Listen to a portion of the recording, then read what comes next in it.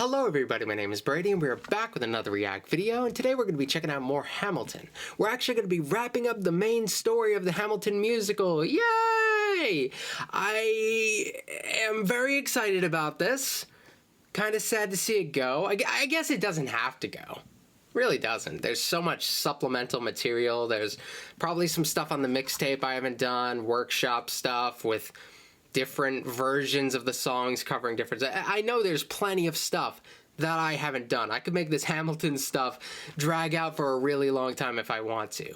And I'll probably come back to it at some point. But for now, this is probably the last we'll see of Hamilton for a little bit, at least in this context. I'm sure I'll talk about Alexander Hamilton, the person, plenty on this channel. He's so important to the period in which I study that, like, how could I not?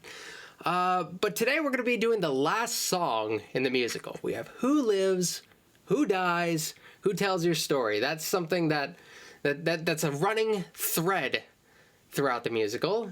It's kind of meta. I kind of appreciate that, coming from my perspective as somebody who aspires to contribute to scholarship and stuff like that. Like, I get it. It's a very good way to kind of bookend the story.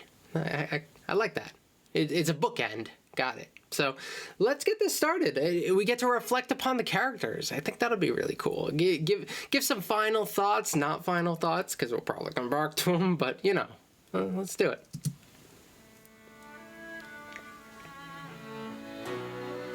Let me tell you what I wish I'd known when I was young and dreamed of glory. You have no control. Who lives, who dies, who tells your story? President Jeff. You have some control over your story, though. And that's something that we've also seen throughout this story, which is really interesting. People who try to influence the way that they are perceived in the public and through history. Hamilton's one of the more obvious examples, but Jefferson does it too. George Washington does it too. They're all very conscious of posterity.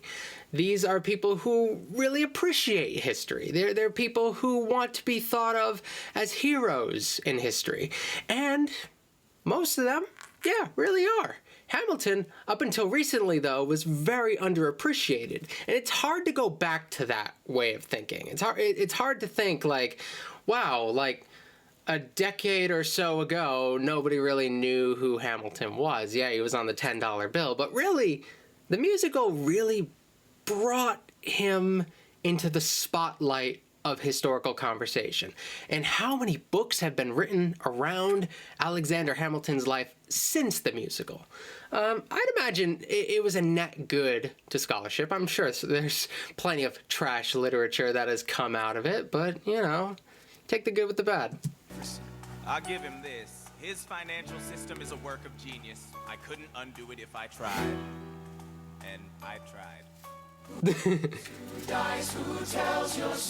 I like the reluctance there.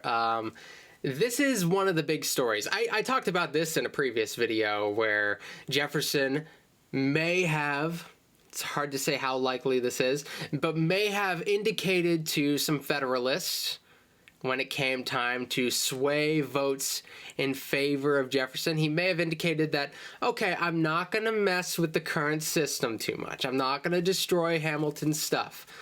It would be a pain to do so anyway.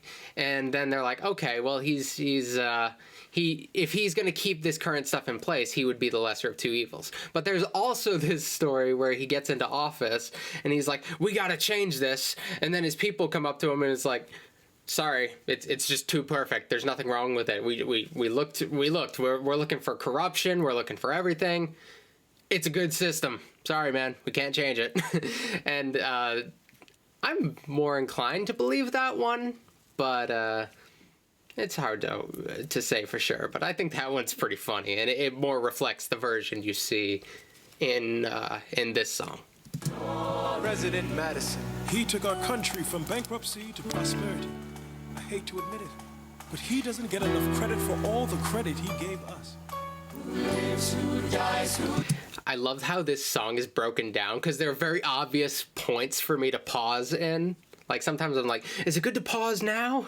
It's just broken up person by person, so this makes it really easy to decide when to pause. Now we can break down James Madison. I've talked about Madison in the past and how he relates to Hamilton.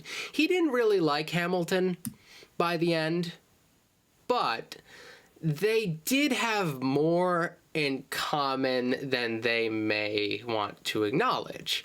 I always saw Madison, while he leaned towards Jefferson, I always saw him somewhere more in between Jefferson and Hamilton. Madison starts as a Federalist. He could appreciate the ideas of a Federalist to a point. Hamilton goes further than him, but to a point, he can appreciate that sort of stuff. James Madison is actually the one who charters the second national bank after the first one's charter expires. So he ends up basically reinstituting Alexander Hamilton's system there. So isn't that interesting? So he's actually a natural person to reluctantly compliment Hamilton. In like a moment of honesty, because he could appreciate the stability that a national bank, that these government controls over finance can provide in the international market, domestically. There's so much good that can come out of it. Of course, there's a lot of room for it to be abused, but like Jefferson could not really respect that all that much. He still really liked the idea and idealized the idea of a bunch of farmers just kind of living off the fruits of their labor. We're going to put that in big quotes. Living off the fruits of their labor. But he didn't really respect like merchants and the people who would sell those goods in the international market, despite the fact that the farmers were often dependent on them to sell their surplus goods. But Madison, I think he could appreciate the more complex U.S. economy that was emerging at the time. So, yeah. That makes sense. I don't know if he'd want to say it, but he might have like a underlying appreciation there. If you look at the way he actually governs compared to Jefferson, though Jefferson does not govern quite towards his ideal either.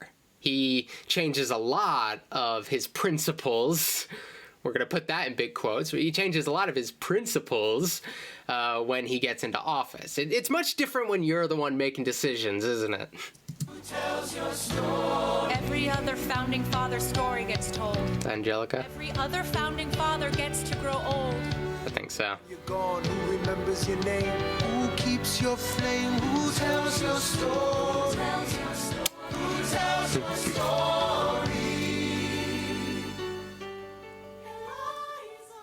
Of course. Myself back in the narrative. Stop wasting time on tears. I live another 50 years. It's not enough. Yeah, she lives to like 97, I think, which is crazy for the time. You're always told like people didn't live as long back then, but you have some outliers there. A lot of the time when you look at how long people live, that the average number is dragged down by things like infant or child mortality and stuff like that. If people are dying really young, it'll take the average number and like really push it down. But even then, even now, 97, like that's impressive. But yeah, she steps back in, she steps up, and one of the big things for establishing the narrative, which didn't work out super well, she started working to get the first Alexander Hamilton authorized biography, which she had some people she wanted to write it, some people who knew Hamilton. She ends up giving it to one of her sons because the project just wasn't working out. You might be able to find it somewhere. I'm not going to sit here and act like I read it or anything like that, because I didn't. I don't trust authorized biographies generally. But what they can tell you is how the author feels, or how the person being discussed would want to be perceived in the public eye. And I guess sometimes that can be useful. I think in the case of like the Malcolm X autobiography, it tells you more about Malcolm X in his own head than Malcolm X the person and how he acted out, because like he's definitely trying to paint a specific picture rather than just telling it how it is. So that's my distrust for authorized or autobiographies generally. But it's out there, it exists, and she had a big part in getting that project through. I interview every soldier who fought by your side. She tells our story. I try to make sense of your thousands of pages of writings. You really do write like you're running out of time. I rely on Angelica. She tries to make sense of it, also tries to decide what do people need to hear. Because she's got the lock and key. She has control over the primary sources here. So especially when she is trying to create a biography, trying to get this biography written about her husband, she can control what the biographer has access to. So if there's anything that's like not particularly favorable, she can hold that back. I hate to go all cynical in this beautiful song, but yeah, these things got to be acknowledged. They're humans. That she's looking out for him, which in a way that's also kind of beautiful. The level of loyalty there, even though it results in some cynical history. Well, she's Shout out to Cypher. story. She's buried in Trinity Church near you. When I needed her most, she was right on time. And I'm still not through. I ask myself, what would you do if you had more time? The Lord in his kindness, he gives me what you always wanted. He gives me more time. I raise funds in D.C. for the Washington Monument. Tell the story. She was a killer fundraiser. That's something, women are often underrepresented in the historical narrative during this time. It's getting better. People are very interested in what women were doing at the time, and we are getting more detailed narratives about their role in protesting during the war, in high society. We don't have like a nobility, but we have like a high society. I guess from legal perspectives, like a good place to find women in the historical record is in court records and stuff like that. So you'll often see them. It's like women don't even exist in like these old historical narratives most of the time, but then you look at the court records, it's like they're everywhere. So it's rather interesting how that works. But yeah, she was but when it comes down to how we value history, sometimes we'll look at war, we'll look at politics, and that stuff kind of gets like the S tier level of attention. But there's so many other things that we don't appreciate as much, where if we cared more about that, we'd see a greater presence in women. Fundraising organizations, charity organizations, volunteer organizations, that can all kind of fall under like a similar umbrella there. But volunteer organizations is a huge one. I think we got some more on that coming up. I speak out against slavery. You could have done so much more if you only had time. And when my time is up. Her family did own slaves, enslaved people. Sorry, I'm trying to get used to saying that because it's less dehumanizing, but sometimes I slip. Her family participated in the practice. Hamilton participated in the practice to an extent. But it does seem like she softened on it. But it seems like she lived long enough for abolition as a movement to develop even more.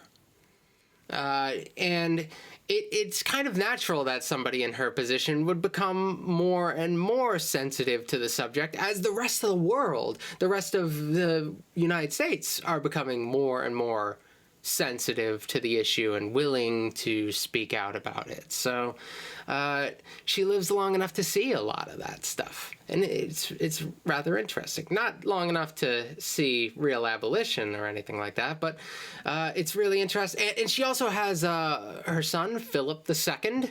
Not the Philip from the musical, but a Philip that comes after. They also named him Philip. He ends up being a pretty radical abolitionist. He helps with the Underground Railroad, and if you're not familiar, I know I have a very international audience, and the Americans have probably heard Underground Railroad. I don't know how much you might hear about it if you're from elsewhere. It's this organization that worked to like smuggle enslaved people out of the South and bring them up north and give them their freedom. It's pretty sick. It's a pretty cool story. Like, and anything about them is just super rad. That's the kind of disobedience I can get behind. Have I done enough? Will they tell your story? Oh, can I show you what I'm proudest of? The orphanage. I established the first private orphanage in New York City. The orphanage. I helped raise hundreds of children. I get to see them growing up. It's really tugs at your heartstrings. Alexander, I see you every time. And when my time is up, have I done enough? Will they tell your story? So yeah, it might have been inspired a lot by him. It's hard to say where her heart was at exactly. She also had several kids of her own. Like, she was good at this. She clearly had a lot of experience working with children. She wants to do something with her time. She wants to get involved in volunteer organizations. This is a place where her skills would be very well used. So yeah. Oh, I can't wait to see you again. It's only a matter of time. Excuse me, my allergies are acting up.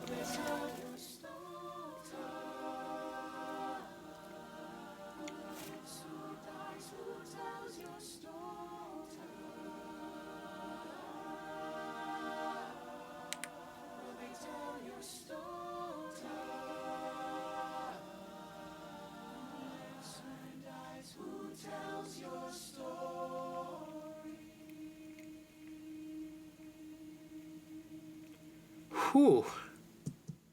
Oof. That's that was quite the experience, huh? It's great being able to take all the main characters, mostly characters from the second act, really, but to be able to talk about them individually as things go. And it's weird how Burr kind of just signs off at the beginning. So with Aaron Burr, he's going to go move out west. He'll have his imperial intentions where he's going to maybe try to take some land out there and start his own empire. Maybe collude with the Spanish. It's one of those things, hard to say. James E. Lewis Jr., The Burr Conspiracy, fantastic book if you want like real dry but detail on that. Yeah, go there. Don't go here.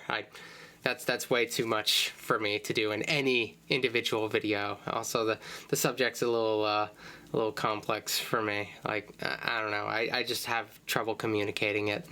Yeah, so I thought this one was wonderful. And when I reflect upon Hamilton as a musical, yeah, it gets stuff wrong. It totally gets stuff wrong. There's some stuff that, like, I'm genuinely upset that they do. I think the way they play up Alexander's anti-slavery credentials, I still think that, like, while well-intentioned and trying to make often modern arguments, him being this abolitionist, him being this immigrant, even though he was not like technically an immigrant on paper, he was from an island, so they're saying he's an immigrant. A lot of these things that are clearly meant to make a statement to the modern audience rather than tell the history. That stuff, there's a couple things there that I'm truly not a fan of. And I've let you know about that. Generally, I think most of the history was either good or I could see what they were going for there. A lot of the times when things were wrong, I can see how what they do represents bigger ideas, or could be interpreted as representing bigger ideas at the time. When they don't include certain characters or they mash up characters, I get that because you have a limited cast and you'll have these characters who are kind of caricatures of the original character, but also like mixed in with a bunch of other ideas that are reflected at the time, even if that character didn't perfectly encapsulate those ideas. So this is absolutely no substitute for a history book, but I think it's an especially fun experience if you are familiar with the history. But it can also be a fun experience without it. Like, I think it really does speak to everybody. And if you are one of those people who can watch something with little historical inaccuracies and be like, okay, I get it, then there you go. If you're somebody who's really a stickler for that stuff, you probably don't like any historical movies, more or less. There's like very few that are like without sin. So I don't know. Sometimes I don't know what to recommend to somebody who's like really a stickler for that stuff. Maybe cinema is not the best. Maybe documentary is more what they would be looking for. But like if we're talking about like a historical drama, I think this does a relatively good job. And it's especially challenging because it is musical theater. Musical theater is not an easy thing to tell like this complicated of a narrative it's like a hard medium for that because it's a very abrasive, often not so wordy art form. I guess this is like really an outlier in how wordy and how compact all the detail is. It's truly different among the average musical, which really aims to simplify the drama. This was quite the experience in theater and history, like mixing the two. There's a lot of other musicals that have attempted historical themes. Bloody Bloody Andrew Jackson is one that I have my eye on. I did the first song and I never went back to it. I might go back to it. You guys have recommended Six, the King Henry VIII musical. I don't know too much about King Henry VIII. Like, I know the basics. I know divorced, beheaded, died. Divorced, beheaded, survived. I know the little things you use to remember that stuff. And I know about the split in the church and that stuff. But I don't know if I know enough to really give you the same level of analysis that I did in the Hamilton series. 1776 might be cool. I'm wondering what I'd have to deal with copyright for that one. I'm a little nervous about it. I'm surprised I've gotten so far without a copyright issue with Hamilton. I've merely been demonetized on all of these, which that's totally fine. I didn't expect to make money off of the Hamilton musical. But I have avoided any like bad copyright problems, which is good. I'm glad I went for the animatics and not the actual musical. Like, I know some people have gotten away with reaction videos of actual musical footage, but I'm nervous for them because, you know, YouTube, they're cool for a minute, but then they snap on you and suddenly your whole channel's just gone. It happens. So I get nervous about that stuff. So I played it safe this time, and we got through it. So I'll be back with some more react videos on stuff that you guys are suggesting to me. I have plenty of series that I do have to really catch up on and work on finishing. I've started too many, so I'm trying to wrap some up. This was a big part of that. So I'm gonna try to like really reduce the amount of series that I'm doing at once to the best of my ability, so that I can put more focus into the individual ones that I have, and maybe focus on some more other projects. I was thinking about diversifying the kind of content I do on this channel, but you know, I'm always thinking about that stuff. It doesn't always manifest, so we'll see how that goes. I've rambled. It's easy to get caught in like this rambling loop when you're at the end of a series. I tend to do this, so I'm going to cut myself off here. I've got stuff to do. I got school later, so that's fun. Oof, I'm scared. Wish me luck. All right, I'll see you guys. Bye.